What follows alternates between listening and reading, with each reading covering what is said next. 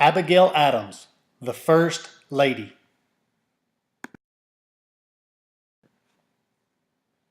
Abigail Smith was born in Weymouth, Massachusetts on November 11, 1744, to William and Elizabeth Quincy Smith. Her father was a minister at the North Parish Congregational Church of Weymouth. Though much of her extended family was wealthy, she was raised in a modest setting and was not privileged to a formal education. Any education she received as a young girl would come from within the home. However, she took full advantage of her father's extensive library in the parsonage to feed her hunger for learning and passion for literature.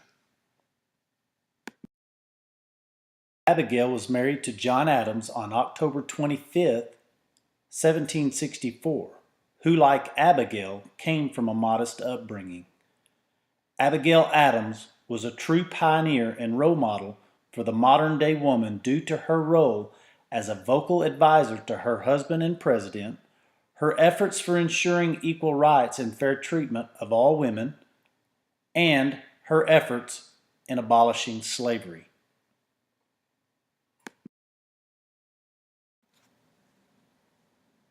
Abigail Adams defined what it meant to be the First Lady of the United States by being a constant advisor and supporter of her husband, President John Adams.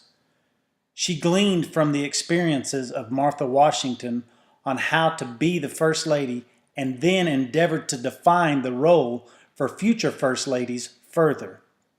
Despite receiving no formal education, Abigail made no excuses and employed all she had learned in her father's library. She used the knowledge gained from reading her father's books to pursue legislation that aligned with her religious faith and moral compass. She further used her experience of being denied a formal education to lobby for educational rights for young girls. As John Adams moved into his role of president, he implored advice from his wife, stating, "I never wanted your advice and assistance more in my life." During the presidency of John Adams, many of their correspondences were intercepted and used as leverage to criticize and degrade the First Lady for inserting herself into matters that were meant for men of the government. Though the brunt of much public ridicule for her boisterous support of her husband, Abigail chose to continue unwaveringly to be the voice of support and stability for her husband.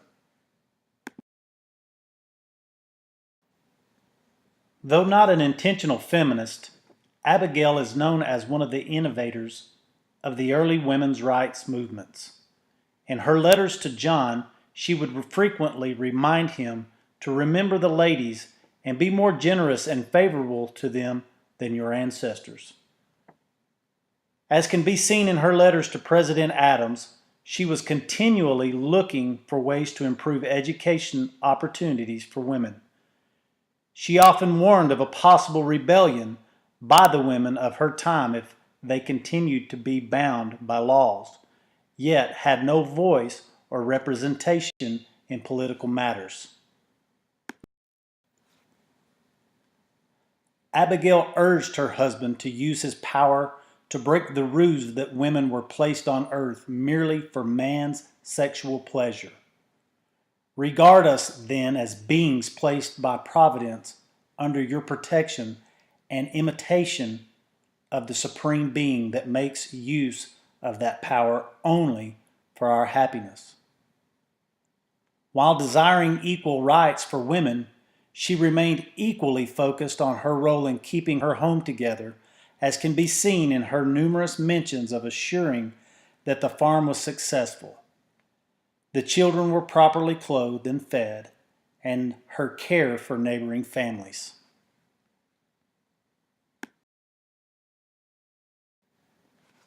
Abigail Adams had a deep conviction in the abolishment of slavery.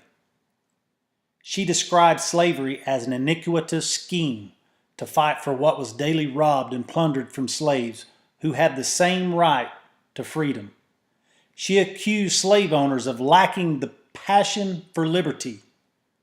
Quoting the Bible, she spoke of how it was possible for one to be Christian, following the principles of do unto others, as quoted by Jesus in Matthew chapter 7, verse 12.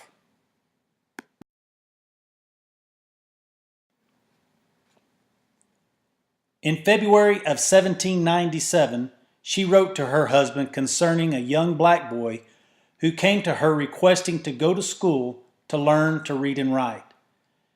Abigail showed no remorse for enrolling the young man in late evening classes, claiming it not to be a disgrace even to teach the boy in her own parlor. She wrote that the sin of slavery was not washable for those who were called to be guardians and protectors.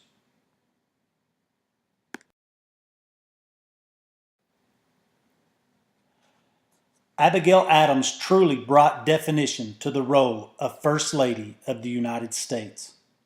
Women's rights movements would follow her strong will and vocal abhorrence for the conditions and further demand fair and equal treatment. Many First Ladies would model her passion for furthering the education of American children. Though at a great cost, the abolition of slavery would come. Abigail Adams refused mediocrity, a trait that would serve our generation well. She refused to excuse condition, pedigree, nor gender as a reason to be silent.